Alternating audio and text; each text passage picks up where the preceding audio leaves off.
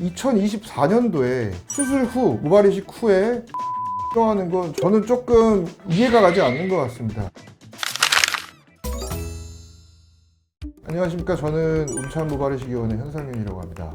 자, 오늘 주제는 이제 모발이식 부작용에 대한 내용인데, 통합적으로 수술 후 일어날 수 있는 증상과 환자들이 생각하는 부작용, 혹은 괜찮은 상태인데 왜 나는 남들과 조금 다른가? 라는 부분에 대한 환자들이 질문을 많이 하는 내용들을 모아서 설명을 드리려고 합니다. 끝까지 시청 부탁드리겠습니다.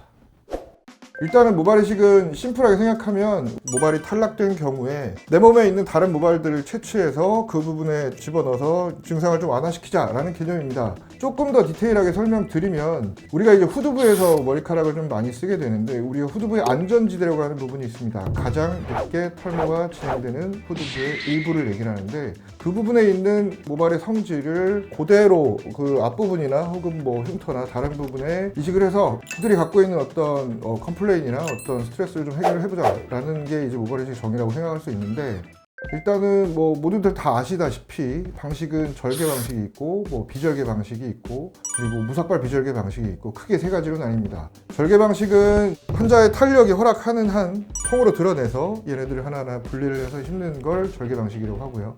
비절개 방식은 조금 더 양질의 모발을 채취하기 위해서 좀 더 굵거나 모낭당 모발수가 많은 모발들을 선별적으로 채취를 해서 이식하는 걸 비절개 모발이식이라고 하고, 그 부분에 있어서 뭐 삭발이 필요한 경우가 있고 내가 수술한 걸 아무도 몰랐으면 좋겠다 라고 생각할 때 선택할 수 있는 게 무삭발 비절개 모발이식입니다.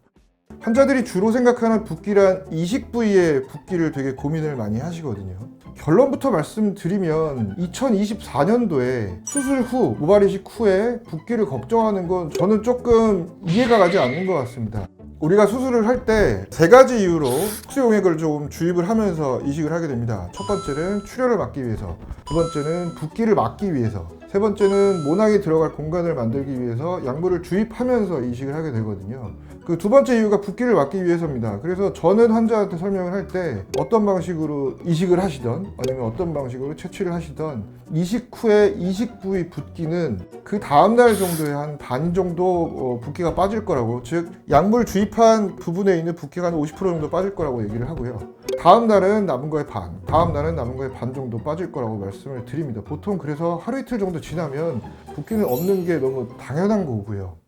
이식 부위에 통증이 있는 경우는 저는 본 적이 없고요. 채취 부위에는 분명 통증이 조금 있을 수는 있습니다. 절개 부위 채취를 할 때 주신경을 건드릴 이유는 거의 없어요. 모낭이 위치해 있는 부분과 메인 신경이 지나가는 부위에는 분명히 구분이 지어져 있고, 칼이 너무 깊게 들어가지 않는 이상은 주신경을 건드릴 이유는 없습니다만, 두피 가까이에 있는 곁가지 신경을 건드린다 하더라도 얘네들은 어느 정도는 재생이 되거든요. 따라서 이 부분 때문에 신경통이 느껴진다기보다는 제 생각에는 채취하는 과정에서 머리카락이 좀 낑겨 있는 경우에는 내 머리카락으로 인지하지 못하고 이물질이 껴 있다고 생각하시면 됩니다. 그것 때문에 생기는 신경통이 아닌가라고 생각을 하고요. 상처 부위에 있는 낑겨 있는 머리카락들만 어느 정도 제거를 해도 특별히 신경통으로 고민하는 분은 저는 아직까지는 없었습니다.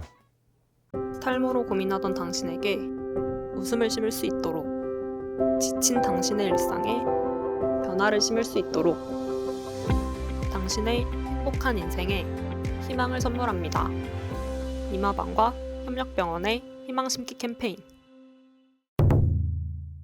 수술을 마무리 짓기 전에 완벽하게 지혈을 시키기 때문에 이 부분은 크게 신경을 안 쓰셔도 되긴 하는데요. 만 24시간 이내에 출혈이란 게 생길 수는 있습니다.